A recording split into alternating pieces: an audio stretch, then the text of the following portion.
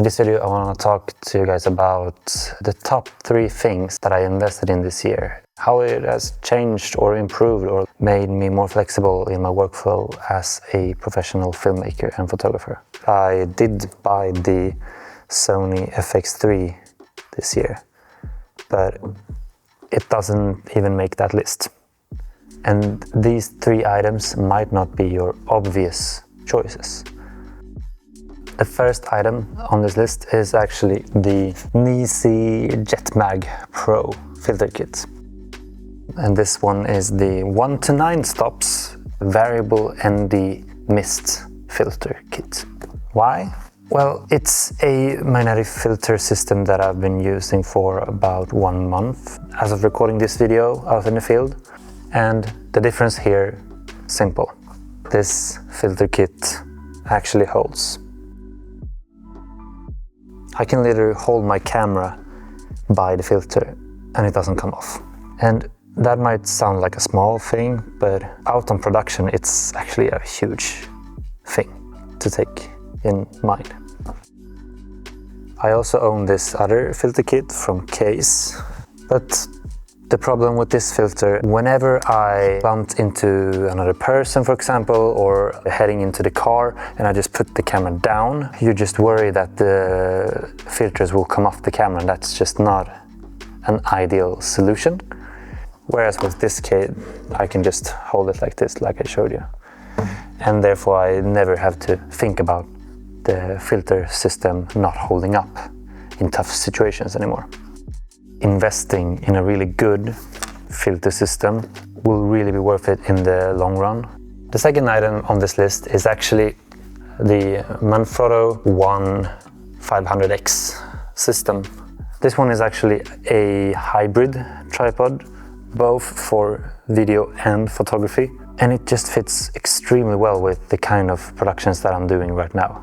It won't handle the heaviest cinema camera rigs out there, and that's completely fine for me. I have worked with multiple high-end tripods with production companies, like for example using the Sachtler Flowtech tripods that are kind of like the Rolls-Royce in filmmaking. But I don't have like 3,000 euros to spend, and this tripod for me feels like a really good entry level into that kind of tripod solutions. For a long time, I honestly didn't really value tripods that much because I kind of didn't use them. It was either handheld or gimbal.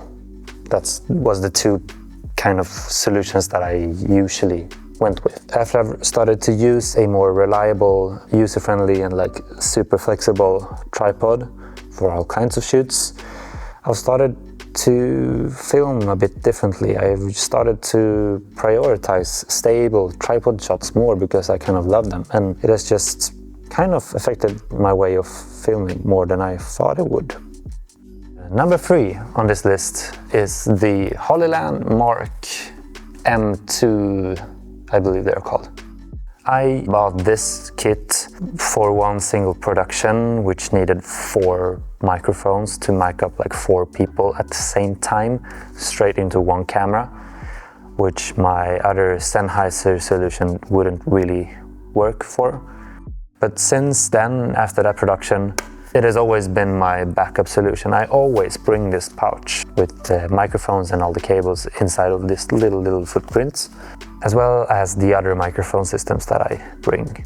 And this type of security, to know that I have a really good and reliable backup audio solution. The Sennheiser AVX system that I have, it does sound a little bit better, but at the same time, it doesn't come with all the functions and all the buttons that this kit does. It doesn't have 32-bit float audio.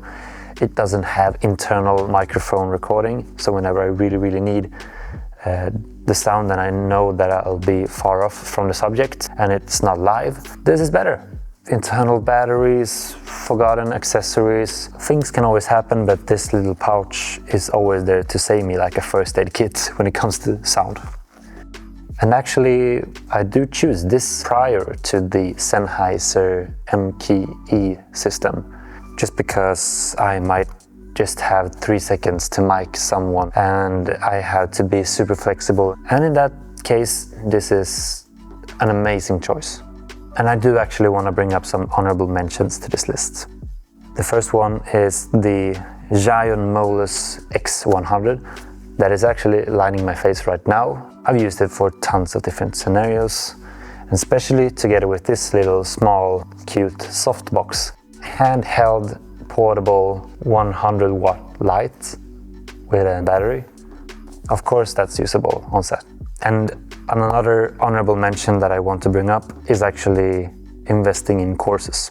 This doesn't actually count for this year, but I thought I would bring it up as well. Last year I invested in a course called AOD, or Art of Documentary, and the return of that course, like both in terms of going through the course, but also the fact that you connect with a lot of different people and you get a sense of community. Investing in good communities or relationships with other filmmakers is a really strong and important thing, I believe.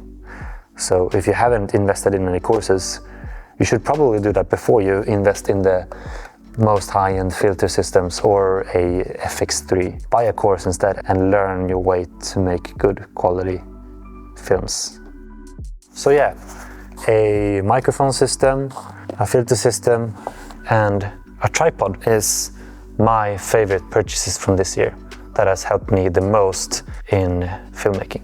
But yeah, all of these top lists of favorite things from this year go beyond looking at new cameras and lenses, those fun, exciting investments to make as a filmmaker. Do look at all of these like really good solutions, but at the end, look at what do I need to improve to make myself a better filmmaker in the first place.